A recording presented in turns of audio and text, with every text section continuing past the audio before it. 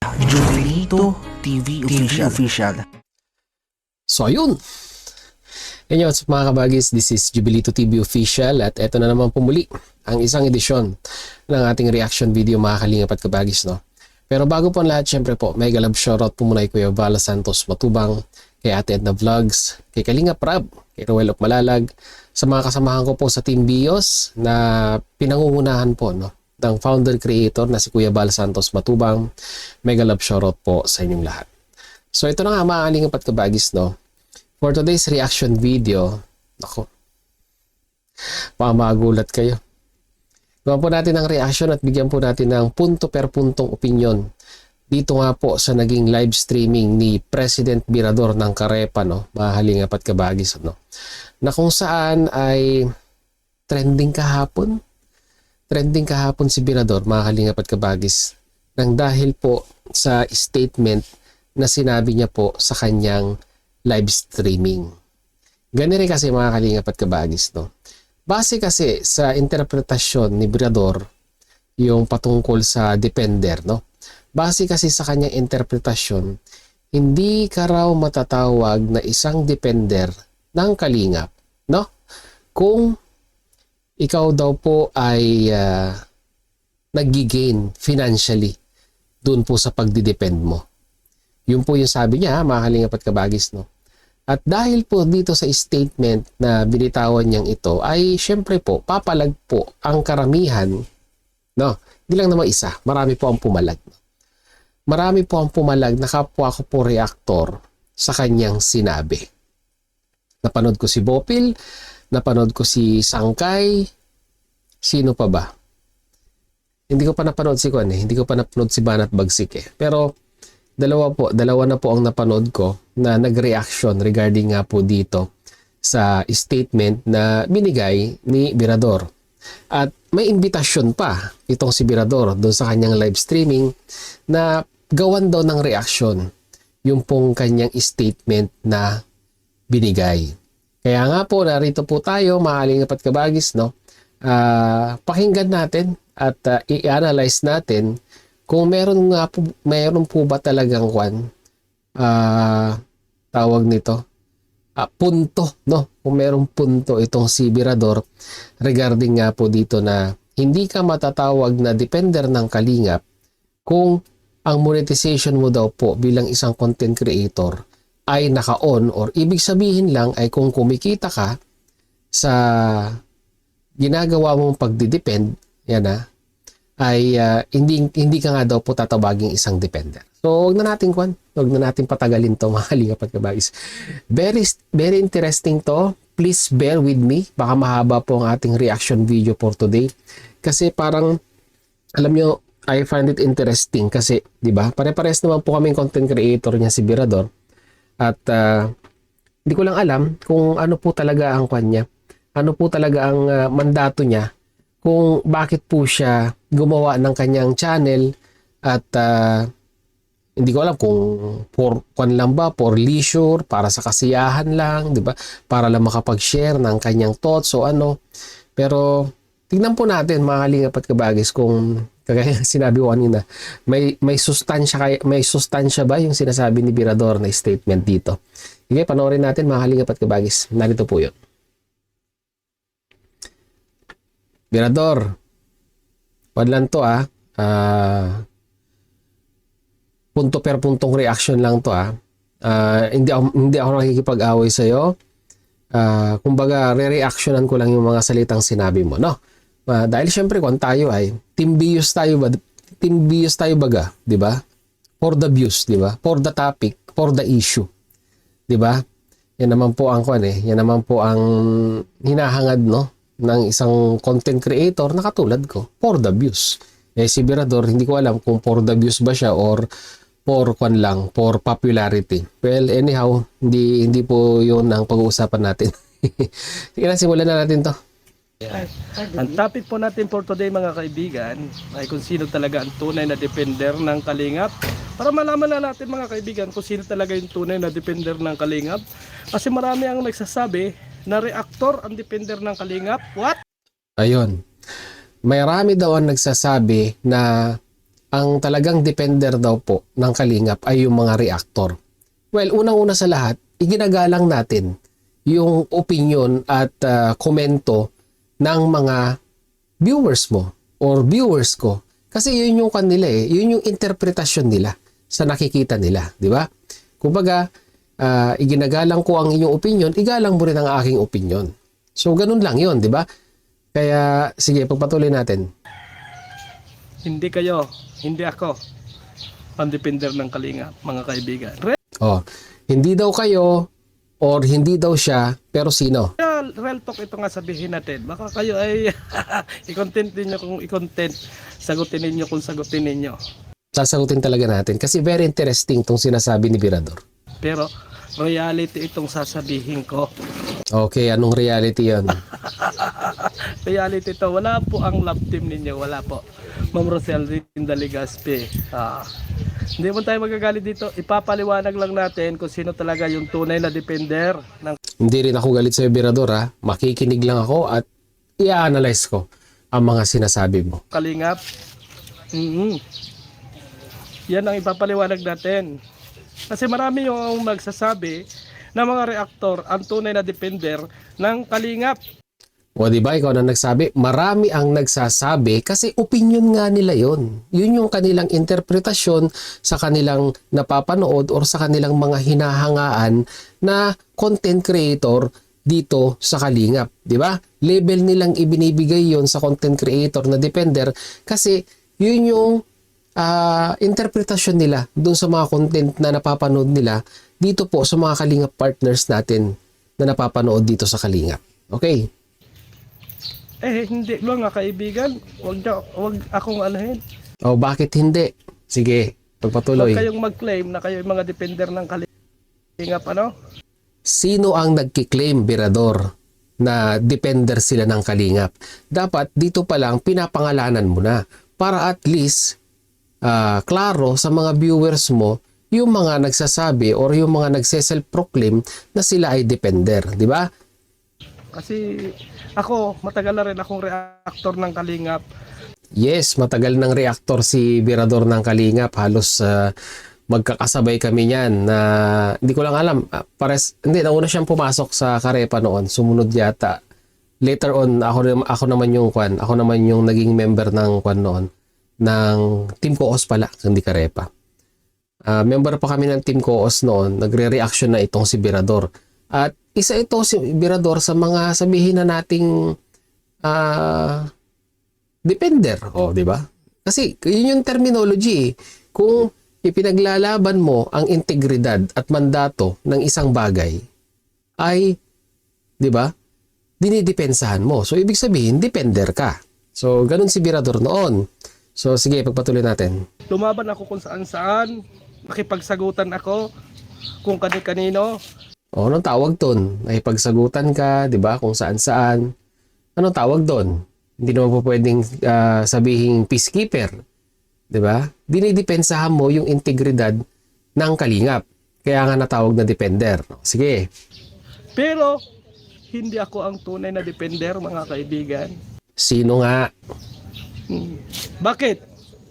Habang ako ay nagde-depend, mga kaibigan, sa Kalingap, ay kumikita ako. Ayun, di ba binanggit niya, habang ako ay nagdi-depend sa Kalingap. Oh, so nanggaling na mismo sa bunganga ni Birador na defender siya.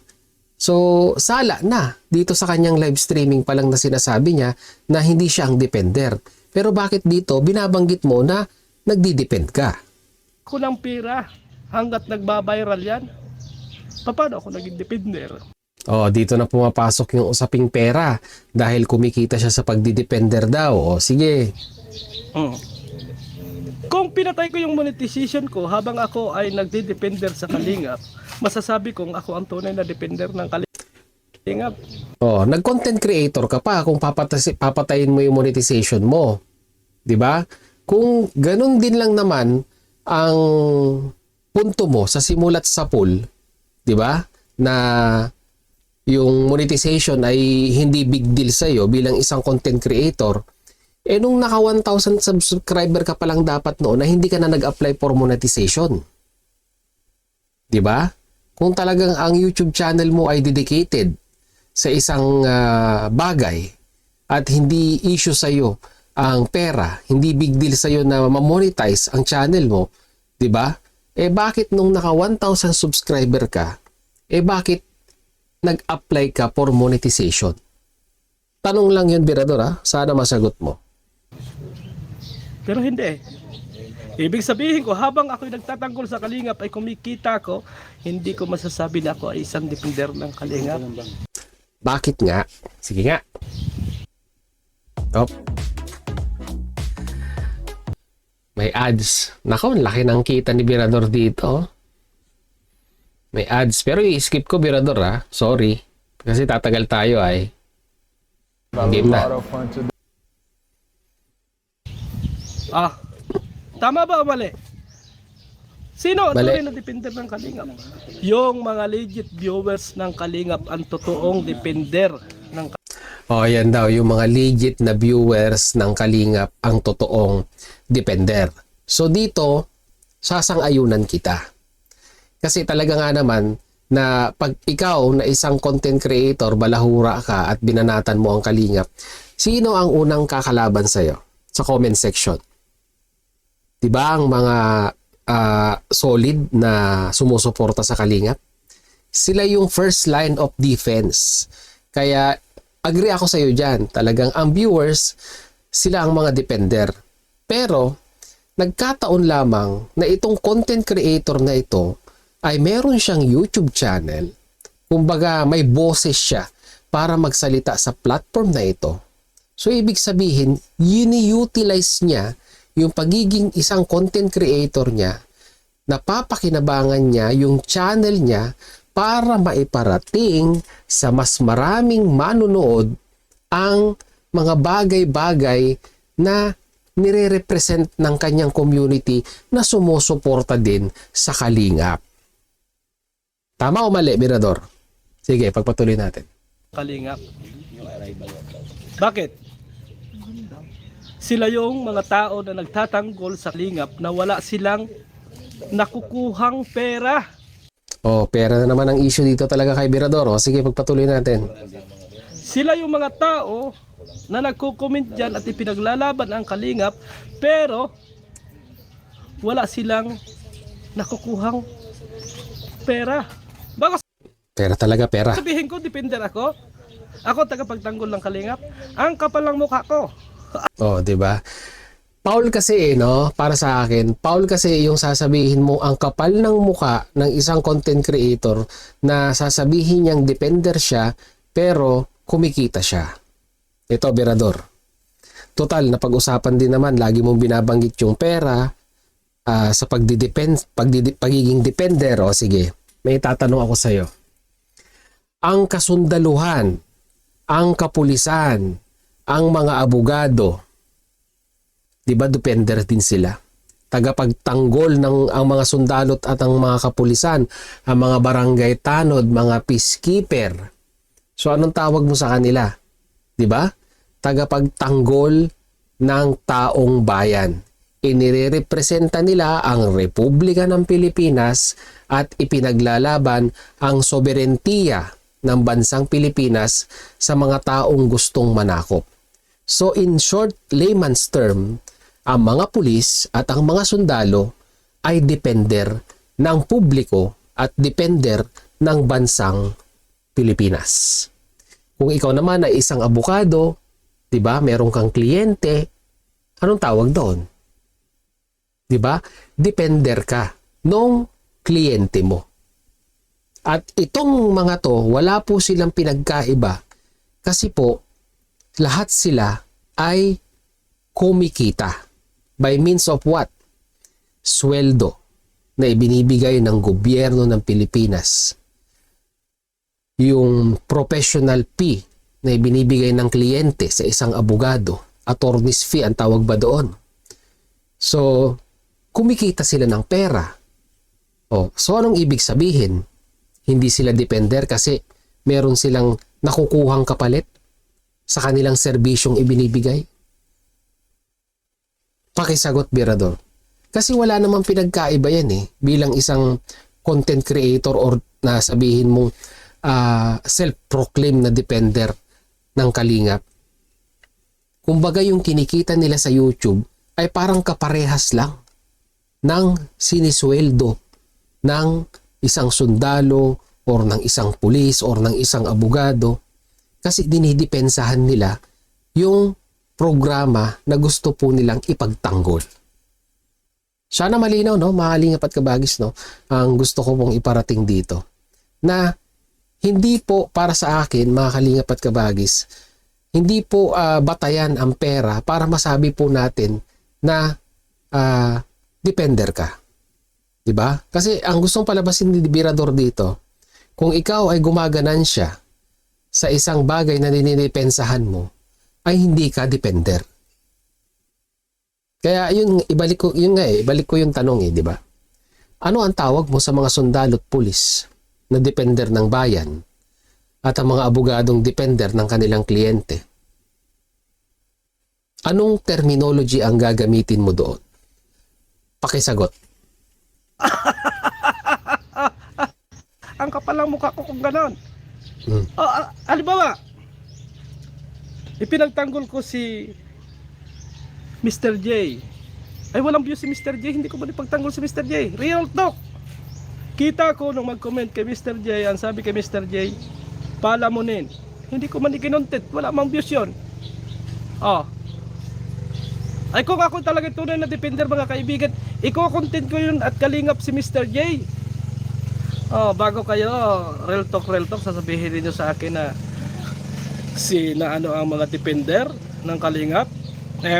Hindi, wag ako. Tagal na akong reactor, mga kaibigan. Kaya sabi ko nga sa inyo, habang ako nagtatanggol dito sa Kalingap, kumikita ako ng pera, hindi ko masasabi na ako ay depender ng Kalingap. O, di ba? Ganun ang yun ang nakikita ko talaga pabalik-balik talaga dun sa sinasabi kong habang ako'y nagtatanggol dito sa Kalingap ay kumikita ako. Di ba? So, hindi ko pwedeng tawagin ang sarili kong depender. So, ibig sabihin, ito na naman tayo, Birador. Yung mga kasundaluhan at mga kapulisan natin, habang sila ba ay nagsiservisyo sa bayan at sila ay tumatanggap ng sweldo galing sa bayan, ay hindi mo ba sila matatawag na depender? Simple logic lang, Birador. Very simple logic. Ano ang tawag mo sa kanila? Yun ang iniisip ko Kung si Birador, hindi depender ang tawag niya sa mga ganun tao, ano kaya yung pwede niyang itawag doon? Tagapagtanggol na bayaran?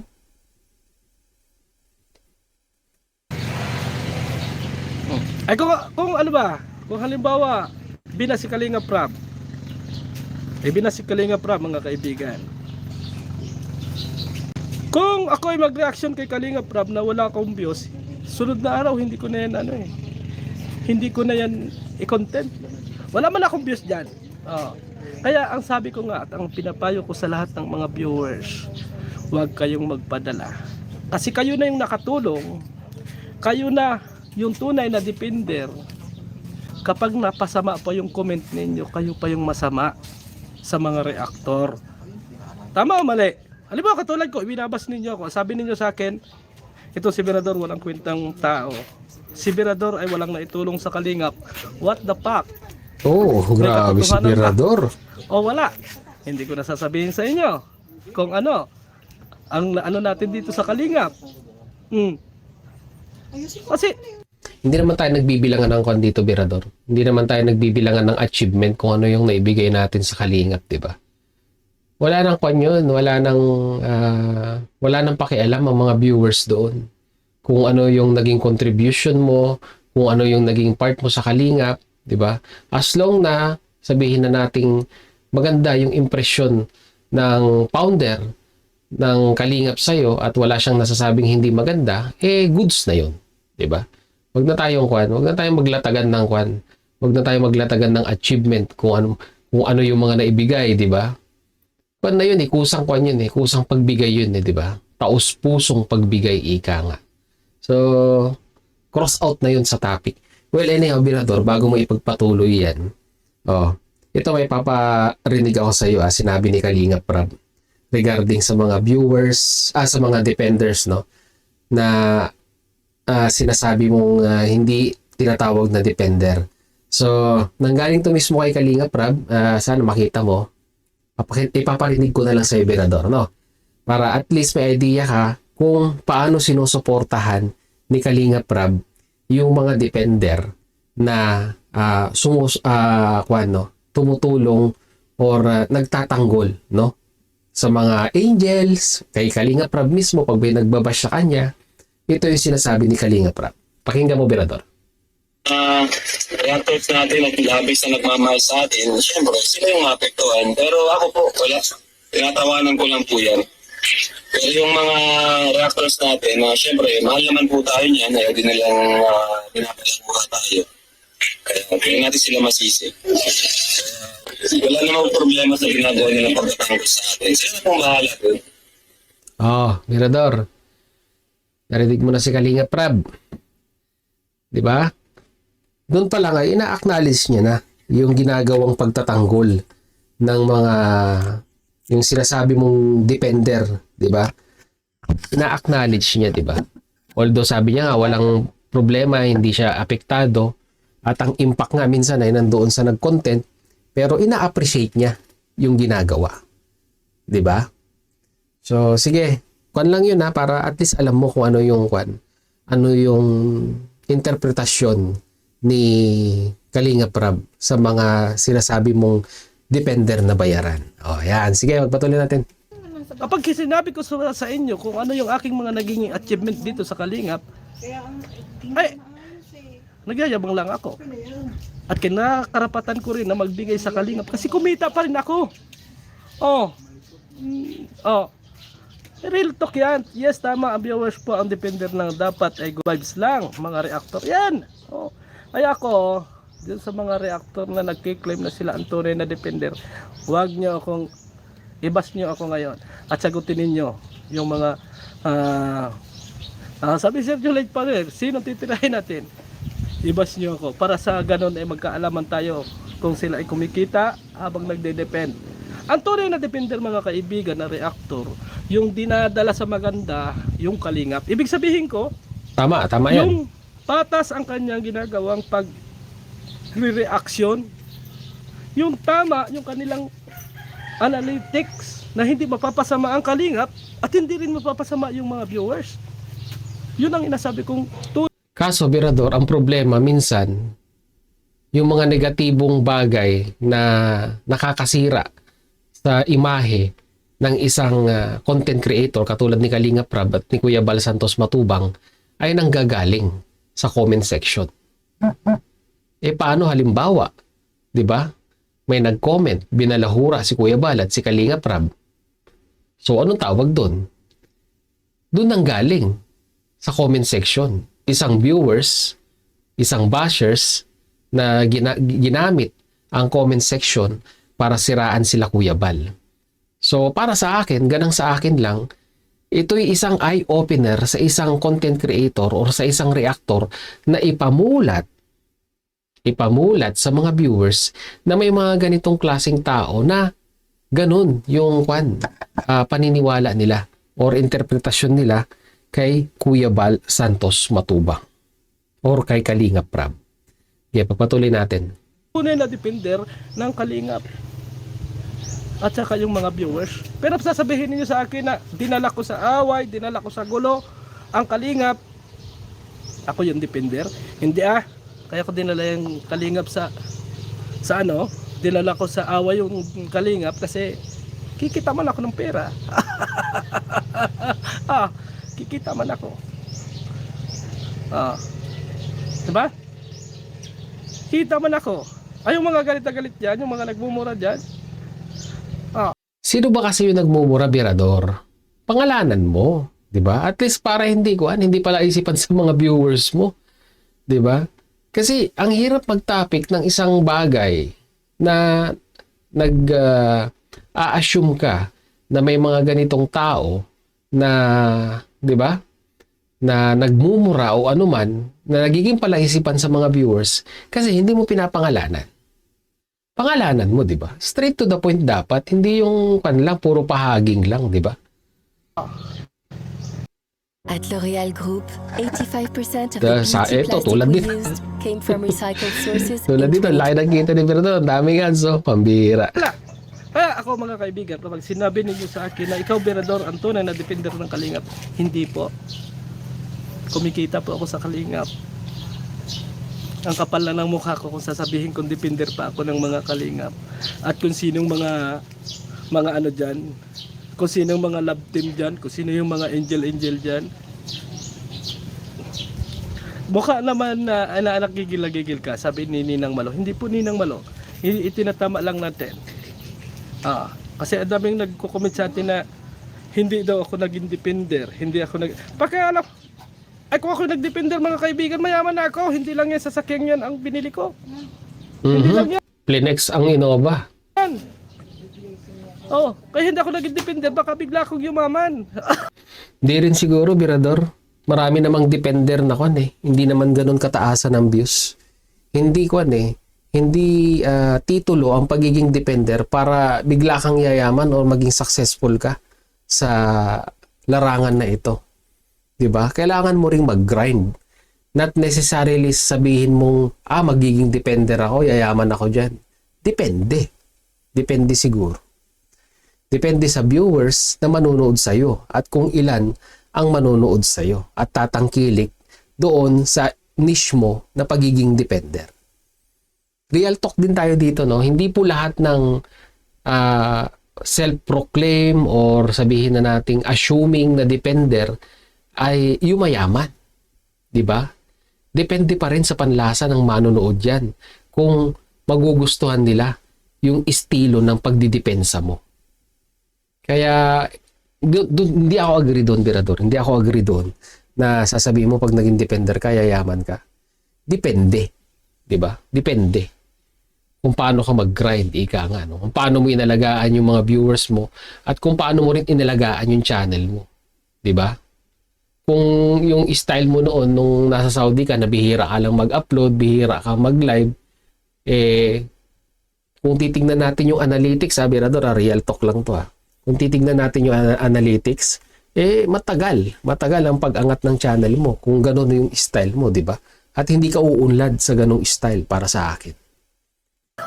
Baka kung ako ay nag-defender mga kaibigan, tuloy-tuloy ang defender ko mula 2020 hanggang ngayon, may bahay pang kasama yan. May bahay pa sanang kasama yan. Kaso, hindi man tayo naging defender. Kaya yan lang yung nabili natin mga kaibigan. Yan lang daw yung nabili ni Berador. Lang naman daw, di ba? Magkano ang kwan ngayon? Magkano ang Innova? 1.2? 1.2 million ba? Hindi ako nagkakamali. Lang naman daw. Lang naman. Yan lang. Pagkagalit kayo sa akin, asistro. Baka may bahay pa yan. May napanood ako, sinubukan na daw niya na mag-reaction sa iba pero walang views. Pag Kalingap content, may views daw. Sabi, real talk yan. Bakit hindi pa nagla-live si Kuya Bal? Tanong pa Kuya Sergio Lai. Kung ang reactor na toxic, pati manonood ay toxic na din. Hindi rin siguro. Yung may nag-comment sa'yo na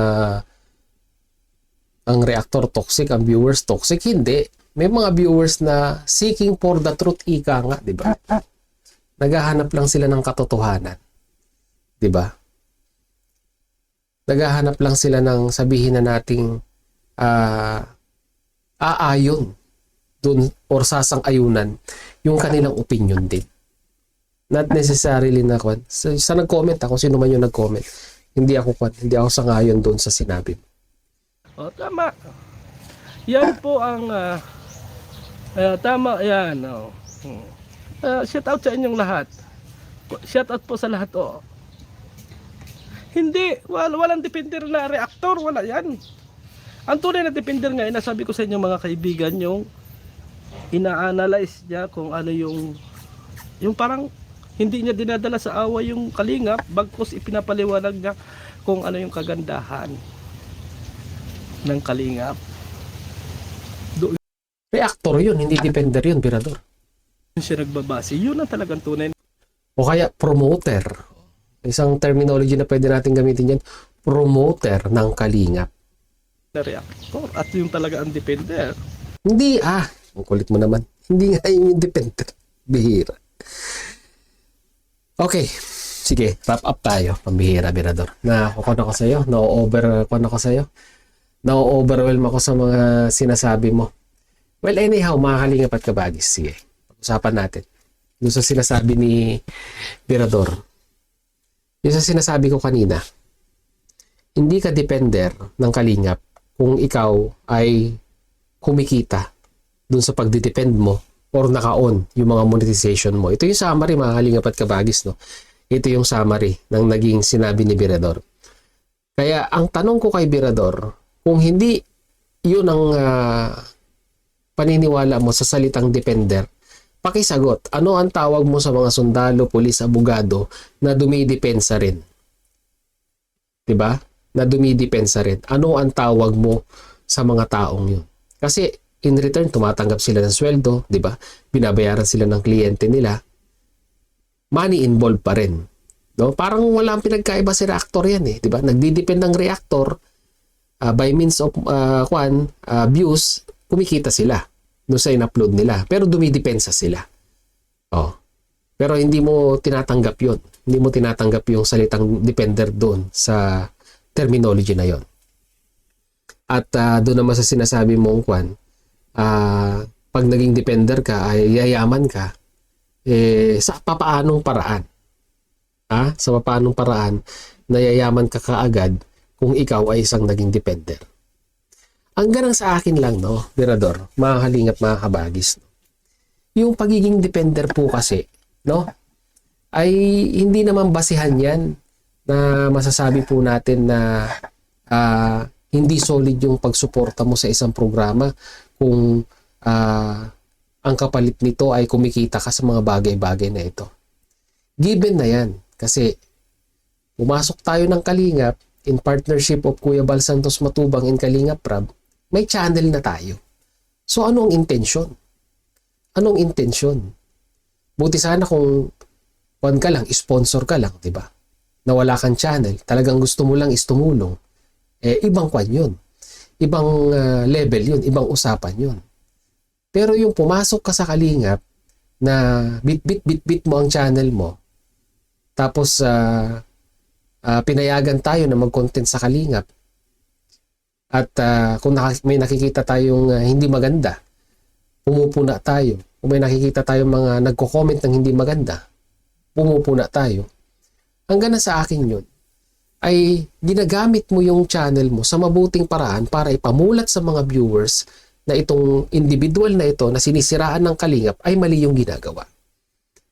Diba? Mahirap lang naman po kung iisa lang ang boses ng magtatanggol kay Kuya Bal Santos Matubang at kay Kalingap Rab.